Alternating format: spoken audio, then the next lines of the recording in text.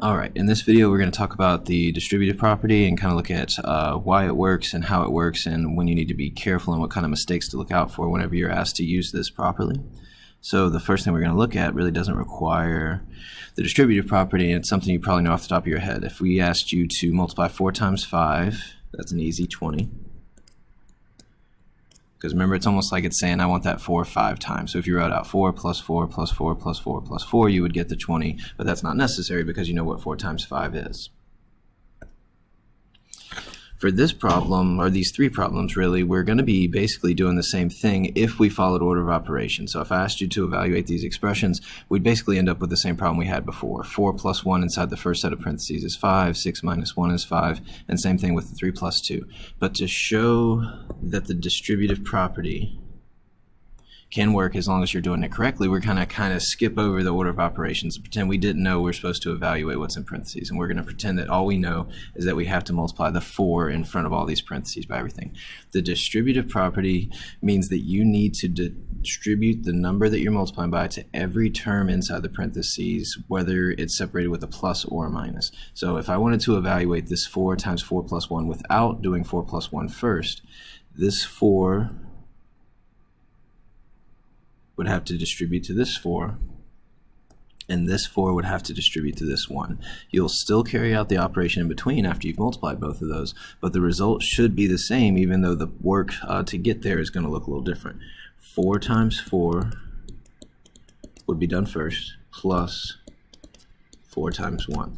Now, if we're going to take care of our multiplication before we do our addition, 4 times 4 is 16, 4 times 1 is 4, 16 plus 4 is the same 20 we got on the last page. So as long as you're distributing correctly, you will get the correct answer, just like if you knew what to finish in the parentheses. So since we, same thing, know what 6 minus 1 and 3 plus 2 is, we really wouldn't have to do the distributive property. But let's point out a couple mistakes that people make very frequently.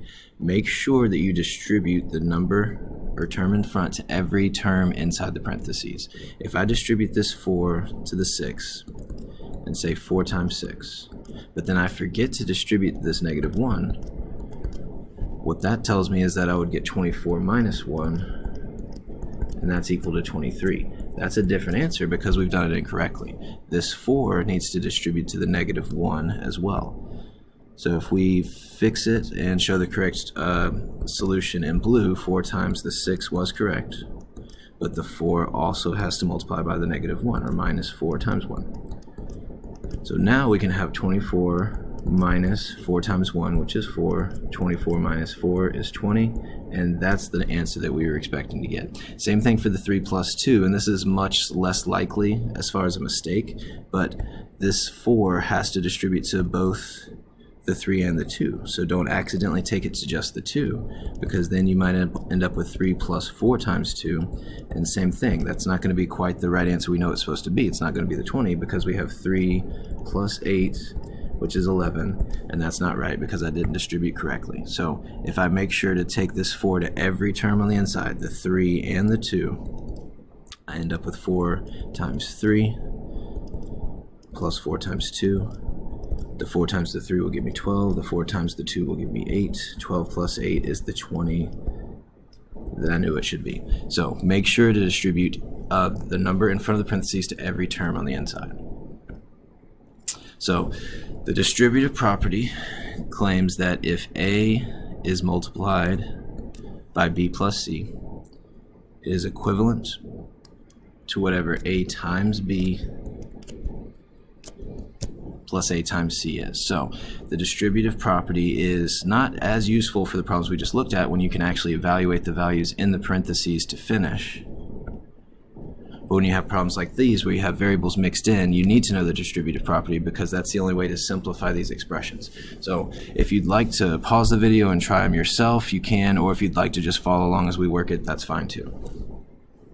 So for the first one, x plus 2, kind of like we were talking about before, we can't evaluate this because we don't know what x is. But if we're asked to simplify, that means you need to use the distributive property to get rid of the multiplication in front. And I know it's multiplication because there's no symbol in between this 3 and the parentheses. That implies the multiplication. So I need to take the 3 to the x and to the 2. So that's 3 times x plus 3 times 2, and simplify as much as you can. 3 times x, I don't know what x is, but I can show they're multiplied, so 3x, and then 3 times 2, I do know what that is, 6. So that takes care of the distribution, and that's the simple as we can make the expression. Even if it's a negative on the outside, if there's no sign in between the number and the parentheses, it still implies multiplication. So this negative 5 would distribute to the 2a, as well as the negative 3, so that will be a negative 5 times a negative 3, so we need to look out for that. And then we'll simplify. So negative 5 times 2a is negative 10a. For the minus 5 times the negative 3, you can either think of it as subtracting the result of that multiplication, so you're subtracting negative 15. You can also carry the negative with the 5 and say that's a negative 5 times a negative 3, which is plus 15. But either way, if you subtract the negative 15, you'll get the same thing. Just be really careful with the signs there. The last one on this page is kind of a trick. Don't get used to automatically taking numbers in front of the parentheses and automatically distributing to everything inside. This plus kind of stops you from doing that. And there is an understood 1 here, so you could think of it as distributing the 1 to the 3b and to the 5. But since the parentheses only have a 1 in front, we can just drop them and simplify what we can. So 2 plus 3b plus 5. And if we're thinking about common terms, the 2 and the 5 can combine, but this 3b has to stay separate. Okay, so hopefully that helped a little bit with the distributive property, and now you'll be able to take care of any distribution you might see.